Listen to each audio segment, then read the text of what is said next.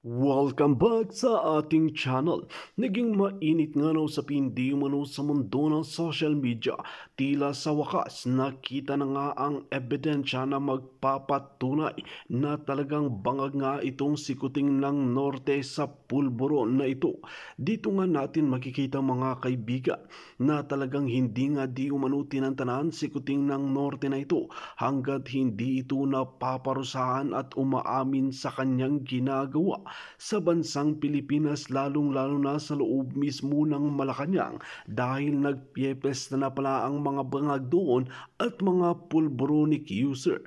Dito nga natin makikita mga kaibigan na talagang kompleto na nga ang ebidensya na magpapatunay na isang pulboronic nga sikuting ng norte na ito.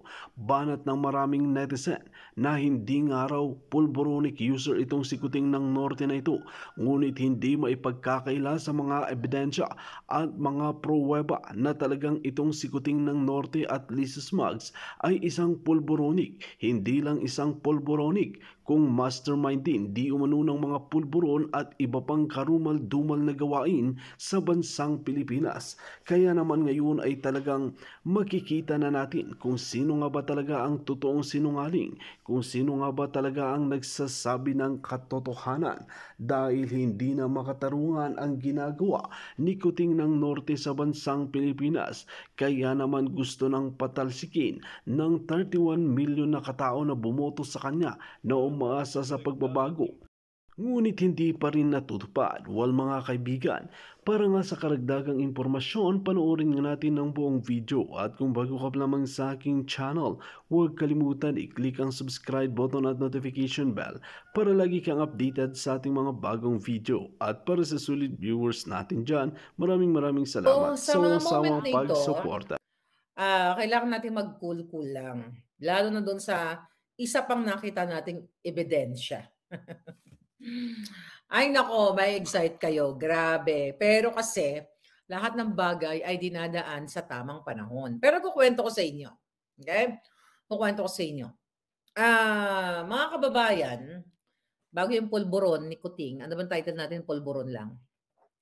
So, di ba, tuloy-tuloy ang rally, mga prayer rally and everything. So napag-alaman natin na iniipit ni Lisa Satanas ng gobyerno ni Kuting na wag bigyan ng permit ang mga magrarally. Imagine niyo, nakalagay yan sa ating konstitusyon. Nasa Bill of Rights yan. Karapatan ng peaceful assembly. Pero, mga kababayan, ay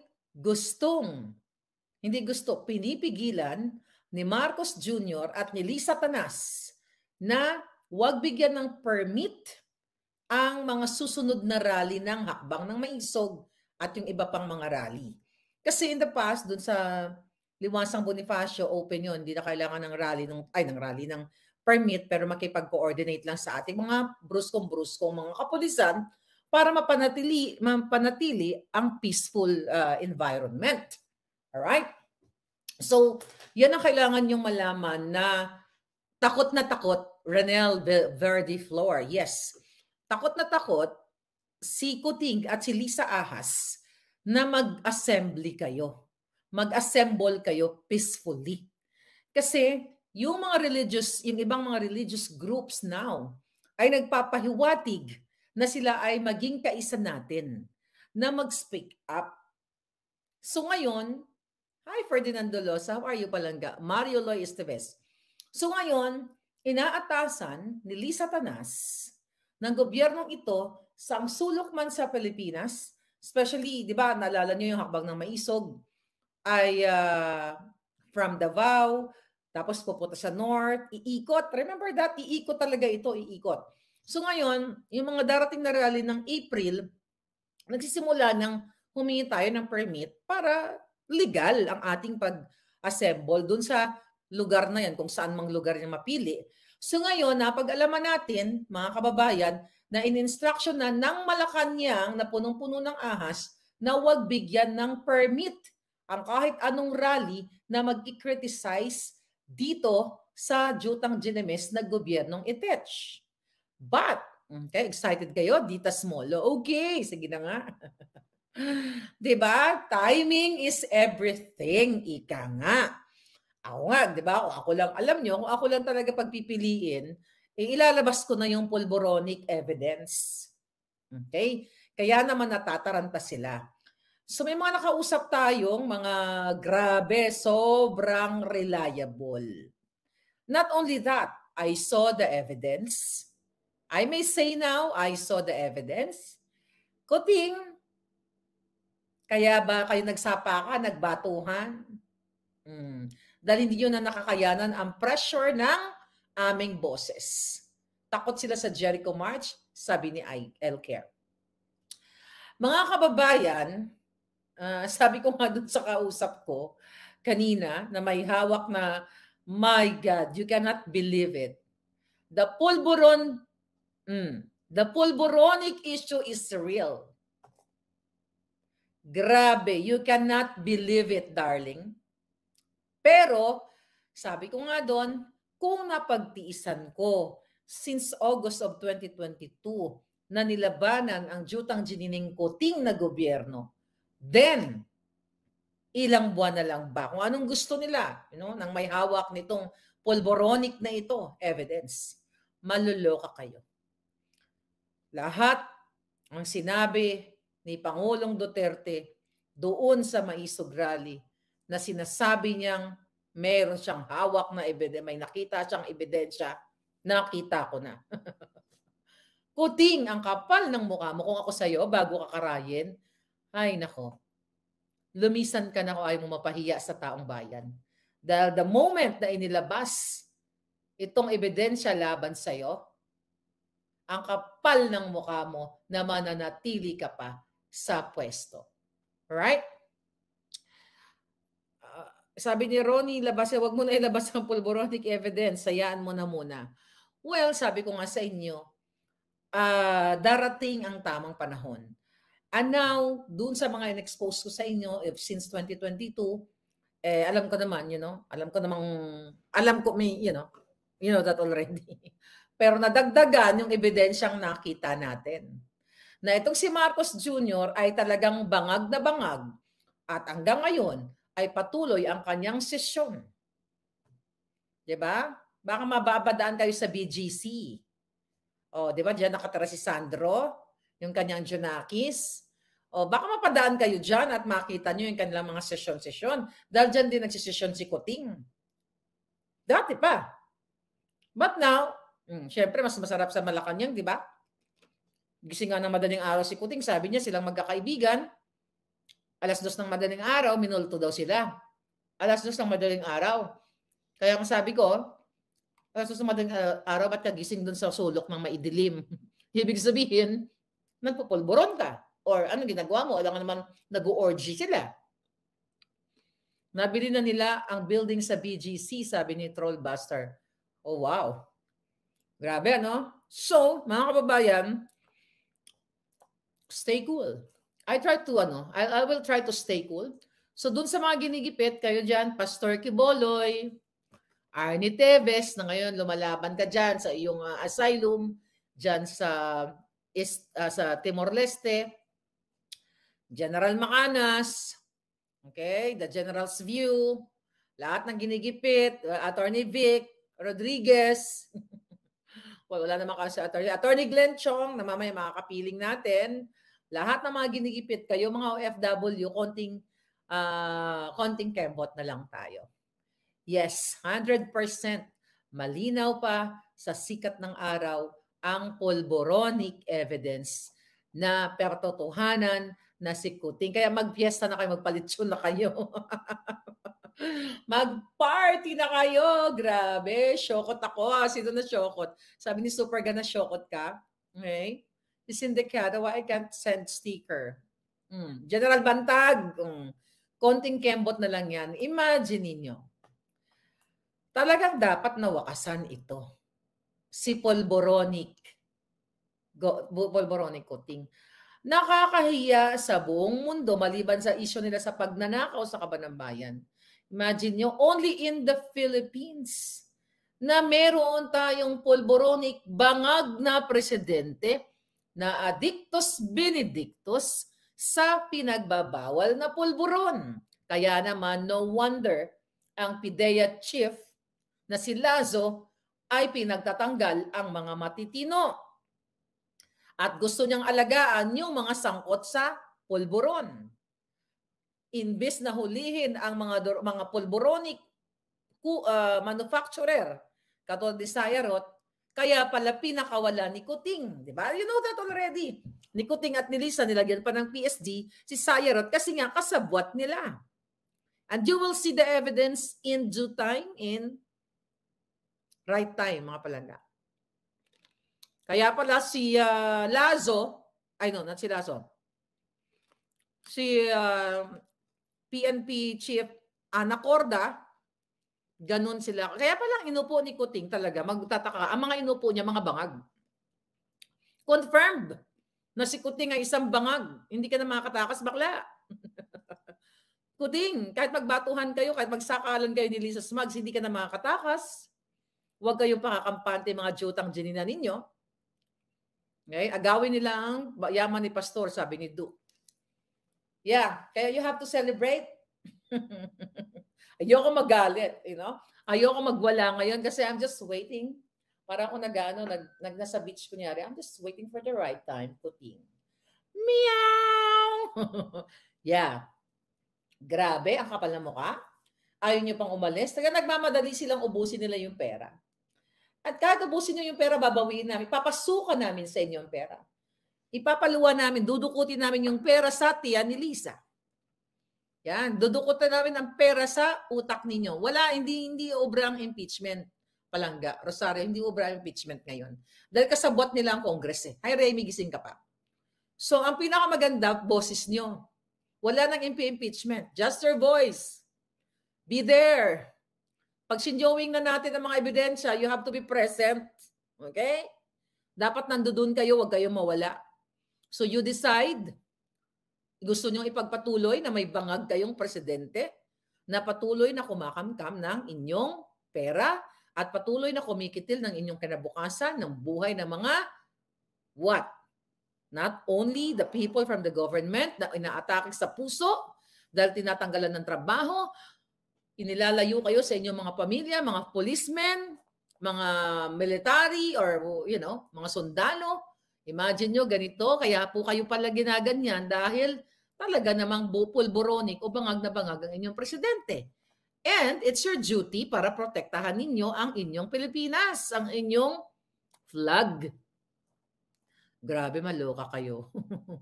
Oh my God, I can't freaking believe it. Na alam mo dapat noong 2012 ba nakulong na si Kuting eh. Dapat 2012 pa lang nung siya ay senador, ay talagang dapat naparusahan niya na ang pagiging pulboronic niya at kasabwat sa mga manufacturing of pulburon. Pulburon showing on Netflix. Ayan, nasa iyo pa rin ang huling halakhak. Yes, nasa taong bayan ang huling halakhak. Don't impeach, people power na, sabi ni Delmar Delfin. Basta peaceful assembly lang, isplok mo na yan. Sabi ni Firm Mamraga. Palangga, I'm just waiting for the signal. Okay? Kung isusplok natin yon. Pero isusplok talaga yon. Huwag kayong mag-alala. Hindi naman maiipit yon. Diba? Lalabas natin ng bonggang-bongga. So yun na nga. Nako, excited kayo lahat. Basta confirm. The pulburon na sinabi ni Pangulong Duterte, confirmed. Confirm. Hindi makakatakas si Kuting. Hindi magsisinungaling ang ebidensya. Mga mata ninyo. Kailangan lang nang i-open ang inyong mga mata at ang inyong mga tenga. At pag ready na ang lahat, then we can celebrate. Right? Salot sa lipunan ang pulboronic. Yes! Kaya huwag kayong mag-alala. Alam ko galit na kayong lahat. Gigil na kayo. Gusto nyo nang matapos na ang paghihirap ninyo. At ngayon, nakita nyo naman, nagbukulan na sila. Wala sila sa ayos. Hindi po sila magjojumbagan. Hindi sila magbabatuhan o maglalaglagan sila sa hagdanan sa dala ng kanilang kalasingan, kabangagan. At wala sila sa ayos.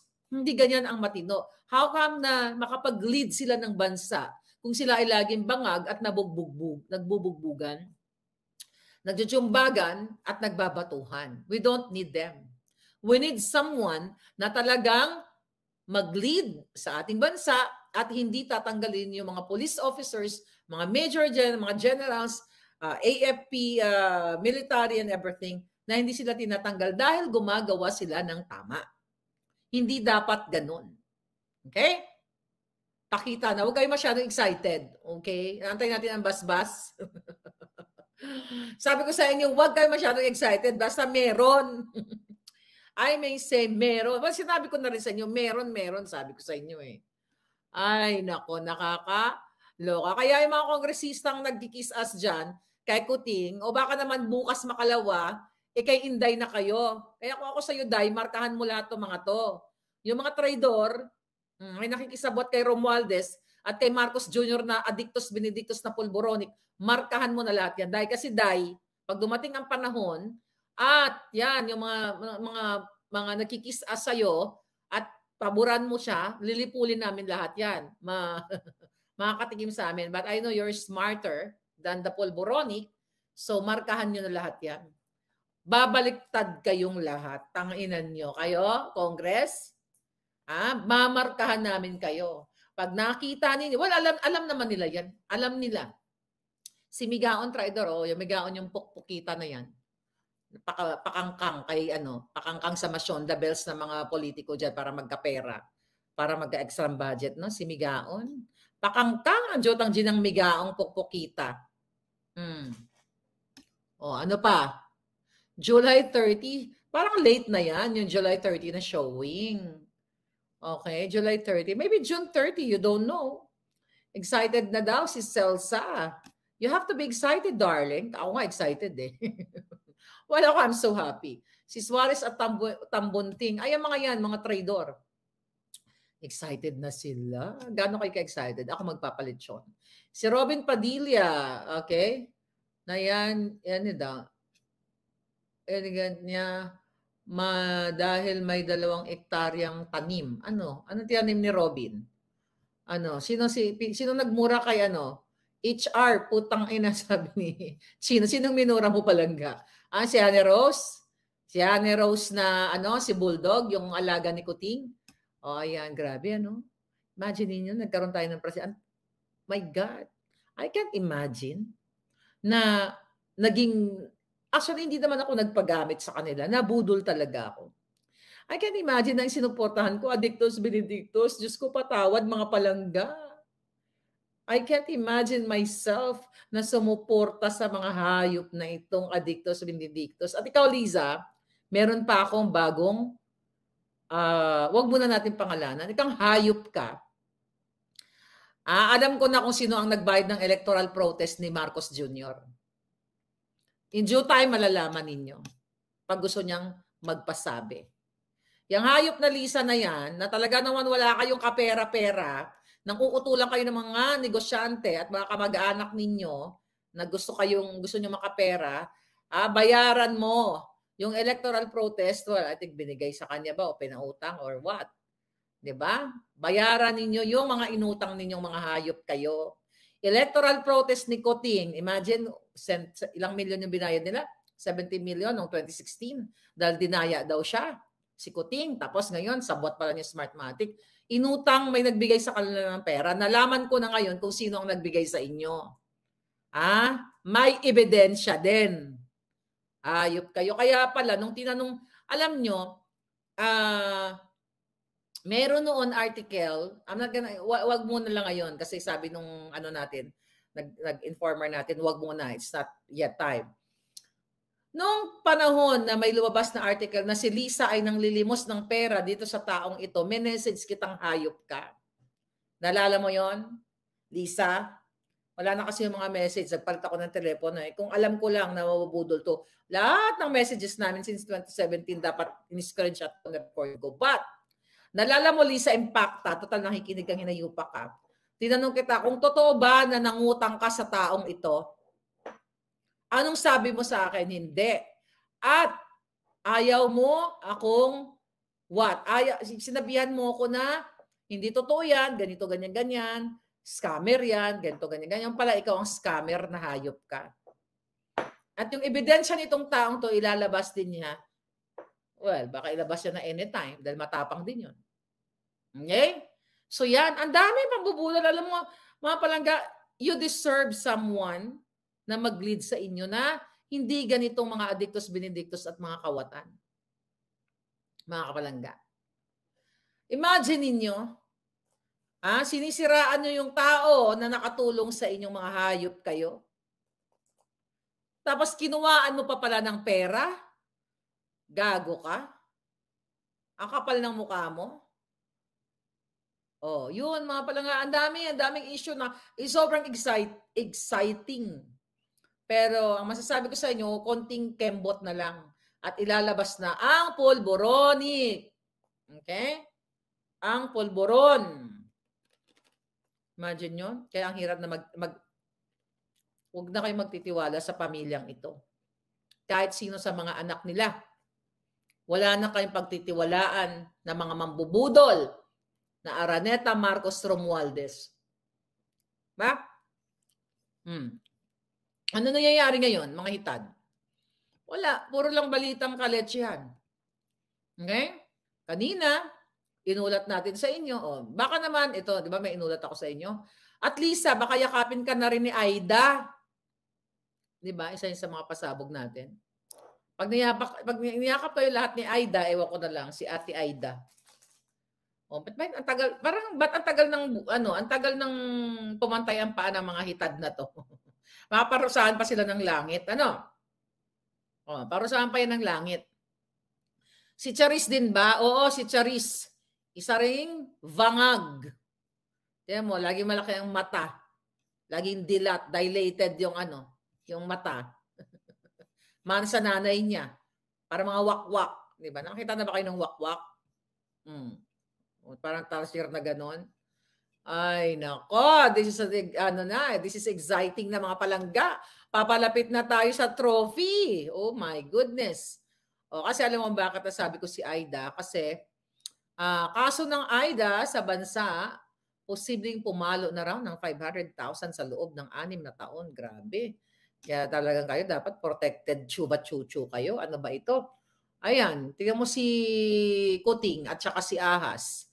'Di ba? Nag-orgy din siya ng bonggang-bongga. Kaya sooner or later, yayakapin na rin ni Aida yan eh. Sama pa si Taning. Ayan, baka nag-orgy silang 4. Kadiri. Kadiri, mga jutang Genemes. Okay. Ano pa mga chika boom boom? Walang kwenta. Ito mga na to. Itong mga balita ngayon. Tungkol sa mga message ni Kuting. Tama, hina-highlight talaga tungkol sa Semana Santa. Diba? Happy Palm Sunday. No, walang pahinga si Marlica. Kung si Lisa hindi nagpapahinga sa pagnanakaw, hindi rin ako magpapahinga sa pagtuligsa sa mga ginayupak na yan. Ba't tayo magpapahinga? Nagpapahinga ba sila sa pagnakaw ng pera ng bayan?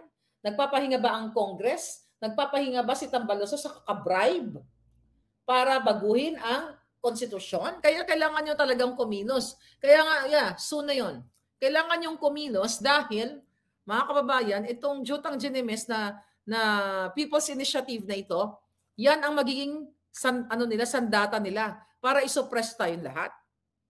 So you have to get up. Oy, Pangulong Duterte, happy birthday sa imo. Happy birthday na si Pangulong Duterte, March 28. Pala sila, nag-celebrate sa Davao. So, yeah, you have to get up na. Get up, speak up. Sabi ni Danilo Galvez, kaya madam sa'yo ako. Abay, sa akin ka lang palangga, huwag kang lumayo. Magkapit bisig tayo. May gana pang mag-sona. Hindi na umabot sa sona yan, palangga. Baka hindi na mag-script yan. Ako, konting kembot na lang talaga. Kaya itong mga kongresista na ito, ang kapal na mukha nyo. Alam niyo, pulboronic, porket nakikinabang kayo, binibigyan kayo ni tambaluslos ng pera ng bayan. Ang kapal na mukha ninyo. Sana ginodjornag na yung mga kaluluwa nyo sa Jim Pierno. O kaya dun sa literal na jornog. Kaluuyan sana tayo ng Panginoon. Kaloyan ka ni God, sabi ni Janet Celeste. Nasa tao ang gawa, nasa Diyos ang awa. At naniniwala ako sa power ng prayer. power ng Diyos. Sabi ko nga sa kausap ko kanina, you know what? Tangina kung 2012 ay nakasakote na si Kuting, hindi natin nakita kung gaano sila kahayop. Although it's so sad kasi nakita natin mag-almost 2 years na. Sabi ko, kung si Kuting ay ikinulong na o nakalaboso na siya noong 2012 pa lang, hindi natin, baka like ako as a Marcos supporter, baka ngayon, galit pa rin tayo kasi baka si Kuting ay inano lang ng mga dilawan. But now, pinakita sa atin ng Diyos na maharlika, kayong mga dating Marcos supporter, tama na kahibangan nyo. Ito yung sinasabi niyong Marcos. Ito yung asawa niyang Araneta na walang kapaguran. Ito si Tambalusos na kamag-anak, walang kapaguran sa paghubas ng pera ng bayan. Huwag na tayong lumayo, ang loto, every other day may nananalo. Walang pakialam si Kuting, bangag na bangag pa rin. Ayaw niyang itanggalin si Langka, si Mel Robles. Sa kabila ng anomalya, si Tulfo, kasabwat, si Pimentel, mga walang balls. Nakita niyo yung pinaparusa na ginagawa sa atin? Pero sa pagdating ng showing ng pelikulang Pulburon, you will change your mind or start changing your minds now. Kailangan ninyong kumilos. Lahat ng mga religious group, lahat ng mga taong bayan, anuman, wala man kayong paniniwala sa atheist or whatever, you have to be part of this. This is your future. It's not my future. This is your future. My future is here. Diba? Sabi ko nga, sa bawat pagnanakaw nila, hindi man ako naapektuhan eh. Kung ako nga lang makasarili, sabi ko sa inyo, I'm already there, katabi nila. Hingi lang ako ng project na, baka naman. Baka pwede maging bagman lang. Gusto niya magaling na bagman eh. Dapat kung yun ang pinili ko, kung this is personal interest, sana hindi na ako nagpapagod dito, magngaw dito. Taliwas sa sinasabi ng pakalat ni Lisa na ako daw ay bayaran. Putang ina, magpapakahirap pa ako magdaldal dito para bayaran ako. Di sana nagdumikit na lang ako sa hinayupak niya. You know what I mean? Sana naging bagman na lang ako. Sana nung umuwi ako ng Abril, nung inauguration, June, July, nandyan ako. Hindi sana ako bumalik ng Amerika. Isang doon na lang siya gustong magbayad sa akin ng milyon-milyon. You know what I mean? Para sa mga appointments. Pwede ko nang dorobohin yun eh. Kung mandorobo ako katulad ni Liza. But that's not Maharlika. Maharlika's mission is to expose the Pulboronic. And yan ang binigay sa atin ni Lord. Lord, I'm sorry if I will, use your name, but it's for the goodness, not for whatever. Yeah. Ginamit din kayo ng Panginoon, ginamit kayo ng tadhana para mabuksan ang kaisipan ng mga Marcos supporters na dati ay tinutulig sa ako. This is not for me. Kung gusto ko lang ng pera, nakita ninyo, gusto ko lang ng pera panahon pa ni Duterte. Paulit-ulit ako, last minute, January of 2022, noong nag-usap kami ni Secretary Andanar, ulit-ulit ko kasi alam niya yan ang sabi sa akin, Maharlika, meron pang natitirang 1 taon si Pangulong Duterte. Okay, anong gusto mo? Sabi ko sa kanya, sabi ko na ganun, wala naman akong interest. I'm not ready for now. Sabi ko na, hindi ako qualified. Kung gusto ko lang ng pera, kung gusto ko lang ng posisyon, diba? Kung gusto ko lang magnakaw, napanalo na natin si Kuting, nandoon ako kay Lisa Smugs. Diba? Pero, okay, eto, never ever siya nagpakita sa akin na gusto niya akong maging part ng kanilang pagnanakaw. Why? Abril pa lang, ulit-ulitin natin, in 2022, nung pumunta ako, bago the inauguration, pumunta ako, di ba, pinakita ko yung message sa kanya, na napapabali, dahil doon sa mga ticket-ticket na dinorobo nila, ticket ko, doon pa lang may message ko siya, ngayon pa lang, pinapaligiran ka na ng ahas. I am being straightforward. Kaya hindi niya ako pwedeng kausapin, Maharlika, gusto mo bang magbagman? Gusto mo pang kumita? Kasi alam niya, hindi niya ako pwedeng magamit. Pero may mga ibang tao na nakarating sa akin na tinitest sila ni Liza kung paano maging bagman, kung paano maging kasabwat. Yan. Tapos ngayon sasabihin si Marlica may nagbabayad. O sige nga, China daw. Hello, Xi Jinping? Baka naman. 'Di ba? Imagine nyo, yung Jutang Genimis na Katrina Enrile. Ayan, appointee ni Lisa Smugs yan eh. Palalabasin ako, bayaran ng China. Tangin na kung ako naging kasabot ng China, kulong na ako dito sa Amerika. Oh, treason yan. Tatraidorin mo sarili mong bayan. Sige nga, gamitin nyo ang utak nyo paano ako naging bayaran ng China. Dito pa sa Amerika, you know what, dito, I'll tell you something. Pag nag-withdraw ka ng pera, pahirapan pera mo na. Mag-withdraw ka nga lang ng 5,000 ditong dolyar, pagod na pagod. Pagod na pagod. Ang daming mga questionable. Yeah, that's true. Tapos million, billion papasok sa account ko. Sana all. Sana meron. Sana may grasyang humulog sa bank account ko, di ba? But again, money laundering, napakalaking kaso yan sa Amerika. At baka matulad tayo, okay? Matulad tayo kay Al Capone. Yan yata, yan ang idol ni Lisa Smugs. Yung mga mafia, yan ang mga kaso niyan. Yeah, dito 5,000 pesos, ay $5,000 lang i-withdraw mo. Ang daming questionable. Talagang grabe, dahil mga hindi ka basta-basta mag-withdraw. Dito nga natin makikita mga kaibigan kung gaano nga katapang si Madam Maharlika na imbestigahan rin at talagang patunayan na bangag nga si Kuting ng Norte sa tinatawag nating pulburon na ito dahil hindi makatarungan ang kanyang ginagawa. Ngayon nga ay naisiwalat na ang katotohanan at isa nga itong bangag. Well mga kaibigan, para nga sa karagdagang impormasyon, ano ang inyong mga opinyon? Just comment below sa ating comment section at ating pag-uusapan.